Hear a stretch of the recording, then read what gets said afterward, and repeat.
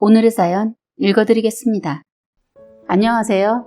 보물보다 귀한 자식들을 모두 키워내고 이제는 노후를 즐기고 있는 흔한 아줌마입니다. 딸은 어렸을 적부터 아들에게 오빠 하면서 항상 따라다니고 동네 사람들이 저 집 남매는 참 사이가 좋아라고 할 정도로 사이가 좋은 애들입니다. 제 딸은 어렸을 적부터 간호사라는 직업을 동경해왔습니다. 그래서인지 딸은 학창시절에 제가 공부하라는 말 한마디 없이도 공부를 열심히 하였습니다. 그런 딸의 모습이 기특해서 풍족한 형편은 아니었지만 항상 딸이 원하는 학원이나 과외는 부족함 없이 시켜주었고 그런 딸과 우리 부부의 노력에 보답하듯이 딸은 소문난 대학교에 합격하였습니다. 합격 결과를 인터넷으로 보게 된 날, 그날 저희 가족은 다 같이 소리를 지르며 외식을 하러 간 기억이 아직도 어제 일처럼 생생하네요. 그렇게 딸은 대학 시절을 열심히 보냈고 졸업 후 대학병원에 취업을 하게 되었습니다. 그런데 그 뒤부터 밝고 적극적이었던 딸의 모습이 점점 변하더라고요. 사실 사회적으로도 간호사들 사이에 일어나는 태움이라는 문화 때문에 정말 걱정을 많이 했는데 아니나 다를까 저희 딸에게도 벌어지고 있었습니다. 아무리 힘들고 지쳐도 가족에게는 티를 내고 싶어 하지 않았던 딸인데 일을 마치고 와서 샤워를 하는데 펑펑 우는 소리가 거실에 울려 퍼질 정도로 서럽게 우는 딸의 모습에 목이 메었습니다. 딸은 물소리에 자신의 울음소리가 묻혀 들리지 않을 것이라고 생각했던 것 같아요. 그렇게 딸이 화장실에 들어간 지 1시간 정도가 지나고 나면 퉁퉁 부은 눈으로 아무렇지도 않아 하는 딸의 모습을 보며 그저 쓴 마음을 삼키는 것밖에 하지 못했습니다. 그렇게 취업을 하고 난 지 1년이 조금 되지 않았을 때 딸이 가족들을 모두 불러내고는 조심스럽게 자신의 얘기를 꺼내더군요. 사실 병원에서 많이 힘들었어. 지금 내가 많이 힘들고 지쳐서 원래 내가 어떤 모습이었는지도 기억이 나지가 않아. 그래서 병원을 그만두고 조금 나의 시간을 보내고 싶어. 솔직하게 얘기해주는 딸에게 너무 고마우면서도 마음이 찢어졌습니다. 이렇게 착하고 고운 딸인데 아무런 이유 없이 괴롭히고 구박한 딸의 병원 선배들이 너무나 밉더라고요. 딸은 간호사 생활을 그만두고 난 뒤 원래 자신의 모습을 다시 찾기 위해 여행도 다니고 친구들도 만나고 연애도 시작하게 되면서 다시 밝아지기 시작했습니다. 그렇게 1년이 조금 더 지났을 때쯤 아들도 여자친구를 만나기 시작했습니다. 원래 아들이 여자친구를 사귀게 되면 연애 얘기는 잘 해주지 않았는데 집에 와서는 조잘조잘 떠들더라고요. 그러면 저와 딸이 연애 조언도 해주고 선물도 골라주면서 오빠가 저렇게 좋아하는 모습은 처음 본다는 이야기도 했었습니다. 원래 아들이 여자친구를 사귀면 살짝 질투가 나서 여자친구 얼굴을 잘 보지 않았었는데 이번에는 조금 궁금해지더라고요. 그래서 애들하고 있을 때 먼저 말을 꺼냈습니다. 아들, 여자친구 얼굴 좀 보여줘봐. 은별이도 궁금해하는데? 그치? 맞아. 오빠 원래 여자친구 사귀면 그렇게까지 얘기 안 하잖아. 나중에 내 남자친구랑 더블 데이트나 할까? 어머, 엄마도 껴줘. 이렇게 장난도 치면서 얘기를 꺼냈더니 아들이 엄마가 궁금해할 줄 몰랐다면서 엄마가 웬일이래? 라며 사진을 떡 보여주더군요. 그런데 그 사진을 보자마자 딸의 얼굴이 굳어졌습니다. 오빠 여자친구 이름이 뭐라고 그랬지? 이혜지. 내가 저번에 말 안 해줬었나? 아, 그래? 나 몸이 좀 안 좋은 것 같네. 나 방에 들어가서 좀 쉬어야겠다. 하고는 방으로 들어가 버렸습니다. 딸의 반응이 조금 이상한 것 같았지만 정말로 몸이 좋지 않아 그런 것 같아 그냥 두었어요. 그날 뒤로 딸하고 이야기를 할 때 아들 여자친구 이야기가 조금이라도 나올 것 같으면 방으로 들어가 버리거나 다른 주제로 바꾸더라고요. 한두 번이 아니라 계속 그러는 딸의 모습이 이상한 것 같아 제가 일주일 뒤쯤 딸의 방으로 들어가서 물어보았습니다. 딸, 뭐하고 있어? 엄마 들어가도 돼? 새삼스럽게 뭘 물어보고 그래. 그냥. 엄마가 물어볼 게 있는데 시간 괜찮아? 뭔데? 현진이 여자친구 이혜지라는 사람이랑 무슨 일이 있었던 거야? 엄마는 그날 사진 본 이후로 은별이가 그 사람 이야기만 나오면 피하는 것 같네. 내가 나중에 말해줄게. 생각 정리만 조금 더 하고. 그래도 될까, 엄마? 알았어. 말할 생각 들면 얘기해줘. 엄마가 기다릴게. 나중에 말해주겠다는 딸의 말을 믿고 방을 나왔습니다. 딸의 반응을 보니 무슨 일이 있었다는 게 확실해지더군요. 다음날 딸이 마음의 준비를 다 했는지 아들과 남편이 나갔을 때 제 방으로 들어와서 이야기를 해주더군요. 아들의 여자친구인 이혜지라는 사람은 딸이 취직한 병원의 간호사 직속 선배였다고 합니다. 처음에는 너무나도 잘 대해주는 모습에 각오했던 태움이라는 문화에 조금은 안심하게 되었다고 하네요. 그런데 시간이 지날수록 쎄하다는 것을 느끼게 되었다고 합니다. 혜지 선배가 시킨 일을 하고 나면 다른 선배 간호사가 넌 하는 일도 없는데 어딜 갔다 왔냐고 한 경우가 잦았다고 합니다. 평소와 같이 혜지 선배가 시킨 일을 하는 도중 잠깐 자리를 비운 사이 혜지 선배가 자신의 얘기를 하는 것을 들었다고 해요. 은별이 걔는 또 어디 간 거야? 얘는 하는 게 없네, 병원에서. 혜지야, 너 걔 어디 있는지 아니? 아, 저도 모르겠어요. 아까 배가 아프다고 하던데 혹시 화장실에 간 건가? 뭐야? 병원에 똥 싸러 다니는 것도 아니고 병원이 무슨 자기네 집 화장실이야? 그러니까요. 저도 그러면 안 된다고 몇 번 얘기했었는데 막 대들더라고요. 뭐? 너는 맨날 걔가 해야 하는 것까지 해주면서 그런 걸 듣고만 가만히 있니? 자신의 뒷담화를 하는 것을 듣고는 정말 뒤통수를 제대로 맞은 기분이었다고 해요. 그때의 은별이는 병원에 가면 혜지 선배가 시키는 일과 선배 간호사들이 시키는 일을 하느라 하루에 한 번도 화장실 가기 힘든 상황이었다고 하네요. 심지어 그런 상황을 모두 알고 있고 자신이 의지하고 믿는 선배가 그런 식으로 말을 하니 너무 실망스럽고 화가 났다고 합니다.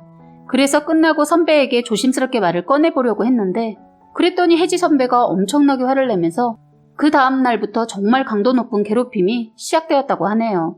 제대로 알려주지도 않고 난 후 골탕 먹어보라는 듯 일부러 시켜서 알려주지 않았다고 따지면 졸지에 거짓말쟁이를 만들어버리고 제대로 하는 걸 본 적이 없다며 뒷담화하는 일은 흔했다고 합니다.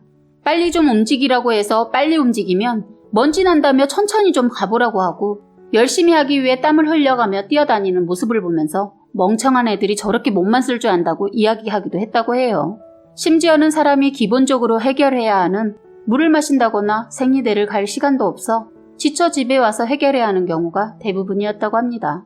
간추려 이야기한 것만 이 정도이고 딸이 이야기해준 것들은 더 심한 내용이더군요. 이 모든 것을 들은 저는 너무 화가 났습니다.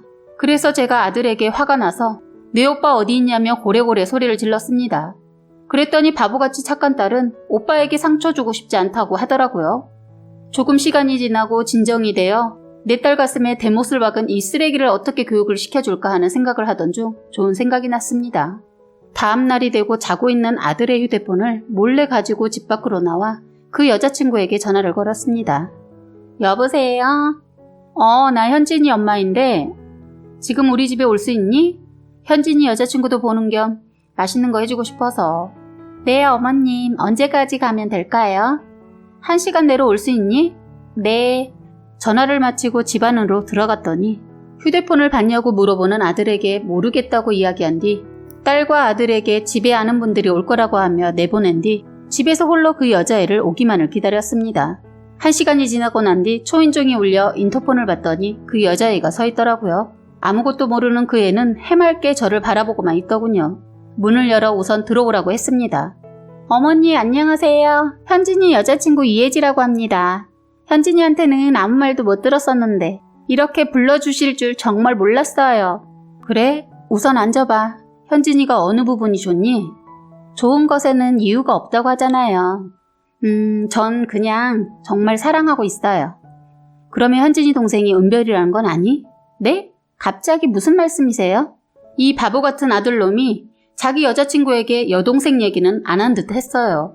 그런데 남의 가슴에 잊혀지지 않을 정도로 큰 상처를 준 쓰레기는 은별이를 기억도 못한다는 사실이 저를 더 화나게 만들어 주었습니다. 너 은별이 기억 안 나니? 3년 전 너가 일하던 병원에서 너가 신나게 괴롭힌 후배 말이야. 제가 이 말을 하자마자 두 눈이 빠르게 흔들리더라고요. 이제서야 기억이 났는지 갑자기 무릎을 꿇더라고요. 죄송해요, 어머니. 정말 어렸을 때 실수였고 저 현진이 정말 좋아하고 있어요. 사과하는 건 나한테 해야 하는 게 아니라 은별이한테 해야 하는 거야. 기본 상식이라는 게 없니? 네가 괴롭힌 착한 내 딸은 현진이가 상처받을까 봐 현진이한테 너가 자신을 괴롭혔다는 얘기도 하지 않더라. 정말 죄송합니다. 반성하고 있어요. 너 정말 죄송하고 반성하고 있으면 이 사실을 안 순간 무릎을 꿇고 현진이를 좋아한다고 사랑 고백할 일이 아니라 너의 천벌받을 잘못 인정하고 우리 가족에게서 꺼져주는 게 제대로 된 행동이야. 너 내가 일부러 이렇게 아무도 없을 때 부른 이유 알 거라 생각해. 너가 알아서 잘 꺼져줄 건지 아니면 나랑 끝까지 해볼 건지. 너가 이번에는 옳은 선택을 하길 바란다. 이만 나가라. 나는 내 딸 가슴에 못 박은 쓰레기 냄새 맡을 정도로 비유가 강한 사람 아니니까. 이렇게 얘기했더니 순순히 나가더라고요. 그러고서는 좀 지나고 아들 폰으로 사정이 있으니 헤어지자는 카톡이 하나 오더군요. 몇 시간 뒤 다른 가족들은 집에 돌아왔고 아들에게 집 정리하면서 발견했다 하며 폰을 건네주니 카톡을 확인하고는 방으로 들어갔습니다. 그렇게 여느 커플들처럼 아들은 이별을 겪게 되었고 지금은 훨씬 좋은 여자를 만나 결혼하여 4개월 뒤 태어날 아들을 기다리고 있습니다. 세상 참 좁다는 것을 오래 살면서 느꼈지만 이번 계기로 확실하게 느끼게 되었네요. 현재 저의 자식들이 참 좋은 사람들을 만나고 있어 다행이라고 생각하며 지내고 있습니다. 오늘의 사연은 여기까지였고요. 구독과 좋아요, 알림 설정 부탁드립니다. 남편과 저는 연애 1년을 하다가 결혼 얘기가 오고 가게 되면서 사귄 지 1년이 되다 보니 외모는 별 관심이 없게 되고 저도 모르게 결혼은 연애와 다르게 그 사람을 다르게 바라보게 되더라고요.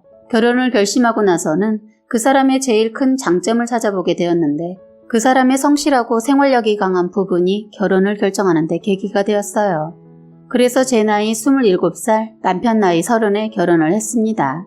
신혼여행도 여느 신혼부부처럼 잘 다녀오고 몇 달간은 같이 사는데 별 문제가 없었습니다. 그런데 시간이 갈수록 남편이 돈 쓰는 것에 유난히 예민하더라고요.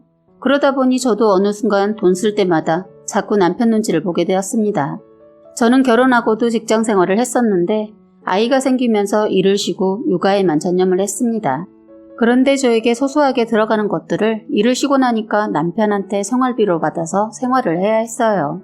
한동안은 결혼 전에 가지고 있었던 비상금과 퇴직하고 퇴직금은 집 융자 갚는 데 보태고 나머지 적금 조금 해놓은 것과 따로 조금 모아둔 돈으로 쓰고 살았어요. 아이가 생기니까 돈이 순식간에 사라지더군요.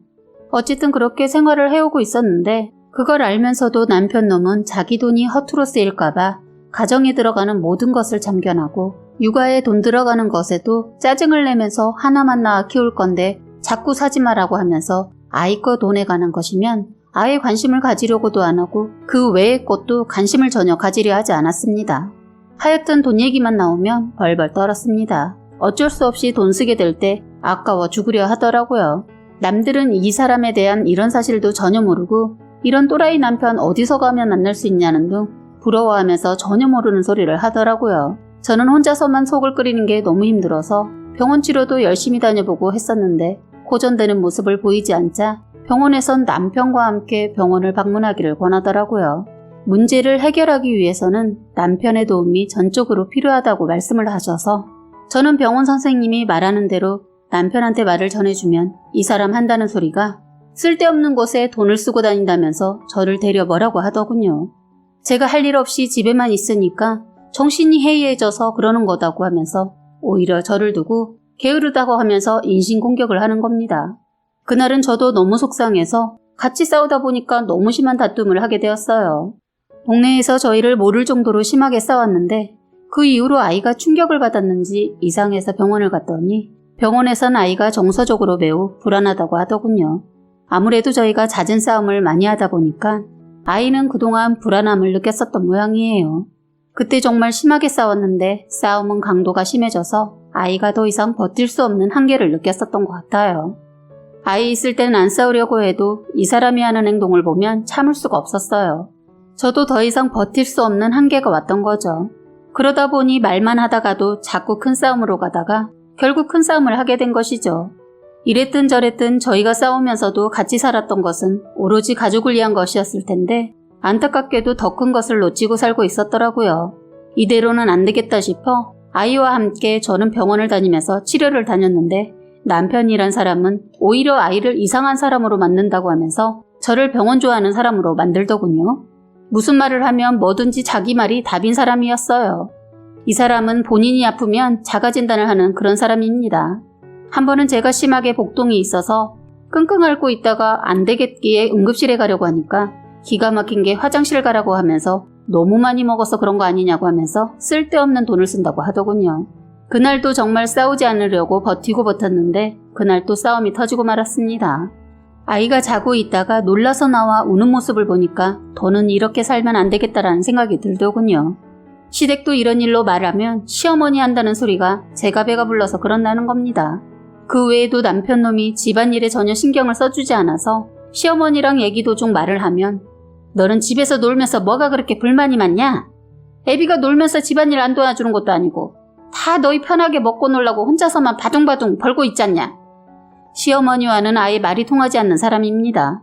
어머니한테 당신 아들이 집에 아예 신경을 쓰지 않고 있다고 얘기하면 되려 저를 잡아먹을 기세를 하고 덤벼들어서 얘기한 것보다 몇 배로 잔소리를 들어야 하기 때문에 나중엔 혈압이 올라서 뒤집어지거든요. 다 아니까 말하지 말아야지 하다가 순간 실수로 저도 힘들어요. 하루 종일 아이 놀아주는 거 쉬운 거 아니에요. 차라리 저도 예전처럼 일을 하고 싶을 때가 한두 번이 아니라고요. 네가 집에서 애를 봐야지 애비가 맘 놓고 일을 할 거 아니냐? 그리고 집에 와서는 쉬어야 하는데 둘이 일하면 우리 아들 힘들어서 안 된다.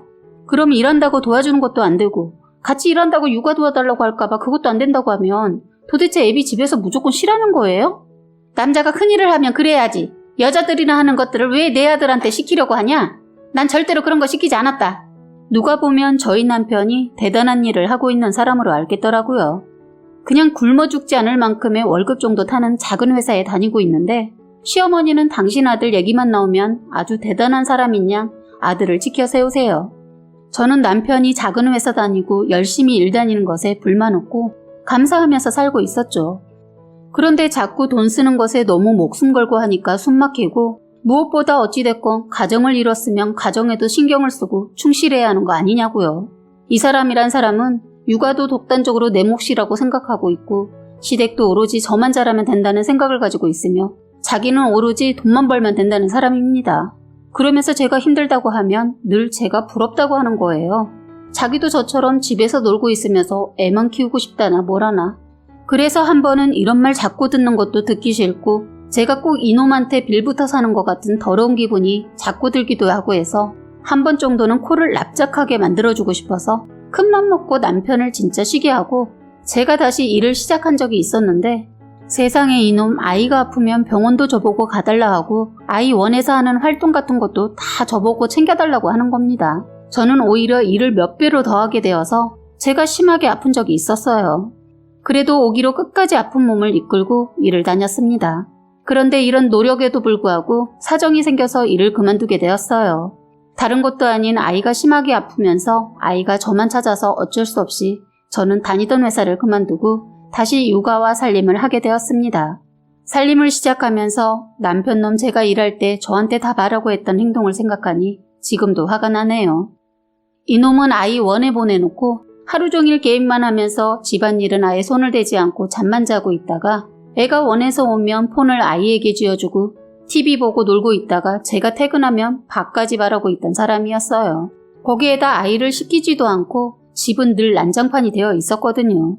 제가 퇴근하고 할 수도 있었지만 저도 오기로 아이만 시키고 집안 살림은 보란듯이 아무것도 하지 않고 남편 놈이 하는 짓 그대로 했더니 나가더니 집에 안 들어오고 PC방에 가 있다가 오더군요.